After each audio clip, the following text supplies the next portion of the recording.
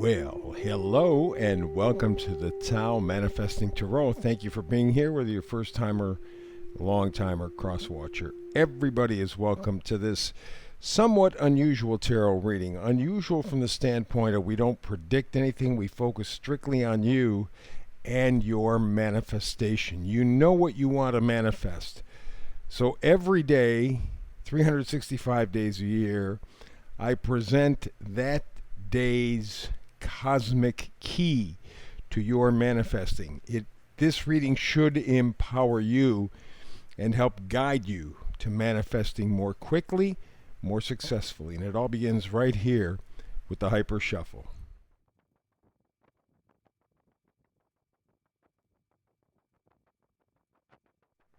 And so there you are, today's spread for the Tao Manifesting Tarot. Let's get to it. Remember I said every day I focus on a single cosmic frequency. Think of it as a key to your manifestation. You know what you want, it's how do you get there? Today, the energy, come to the edge.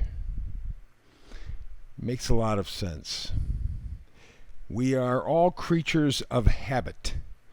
We get used to things being a certain way, and we kind of settle in and kind of adjust what is normal. Now, in the past, that hasn't been a very big deal because right from the start, you've been handed a lie.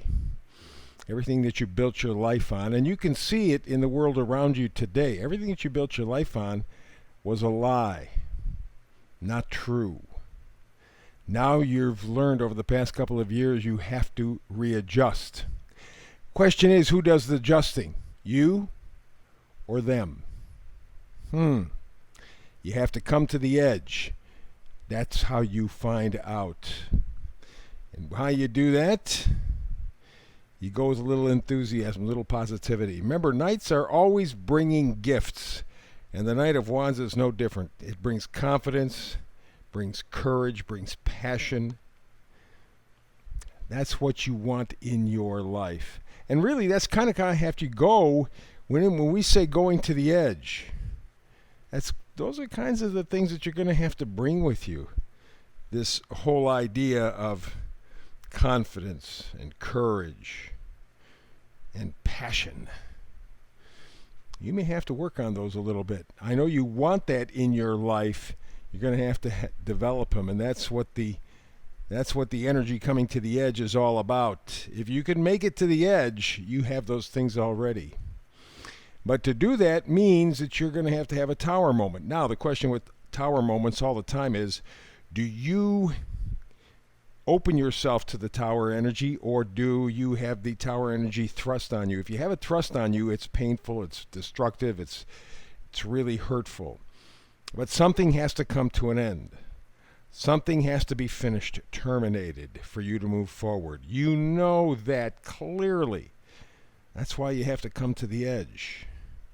Question is, who is initiating? Is it you or the universe? Less painful, much more productive if you take that energy, create your tower moment. Here we have the King of Cups. He is very loving, very wise, very tolerant, caring, helps others. Very subtle influence. And that is something that you need, this King of Cups energy. And that is to say that you love yourself. Not in a narcissistic way, but in a very positive way. You know your value, you know your self-worth. You support yourself emotionally. Remember, you have to come to the edge, and to do that takes passion and enthusiasm. Well, the first step in really kind of moving in that direction is learning how to love and appreciate yourself. And you can do that. But again, you have to leave behind some stinking thinking, as I call it. Every time I see the Three of Swords, I think to myself, because of the direction of these tarot reads, it's all about you. It's not about anybody else coming into your life. It's about you and how you handle life. Three of Swords says that your thinking has been wrong. It's broken your heart. Now, was it were you set out to do the wrong thinking? No, you were programmed from the time that you were just a baby, like all of us. And the last couple of years have made you understand wrong ideas. Wrong ideas. Everything, pretty much, has been untrue. And it's broken your heart, broken your will, broken your desire. So the question is, how do you overcome that? Well, King of Cups will help kind of set the stage. Love yourself, respect yourself, come to the edge. You have to push yourself to the edge to be able to get your manifesting done. All righty, let's move ahead here, huh? Queen of Pentacles. Queen of Pentacles is a gal who knows all about herself. There's no question about it. She respects herself, and the reason she does is she has a solid listing of pentacles. She knows what's valuable. She knows what's important to her. She's resourceful. She's down to earth. She's stable. She's trustworthy. Now, somebody may enter your life who offers those gifts. Otherwise, it's up to you to make sure that you stick to your sense of value. What's important to you? Is it just money? You see what the world is like when it's just money. You become a thing, a number. You want more.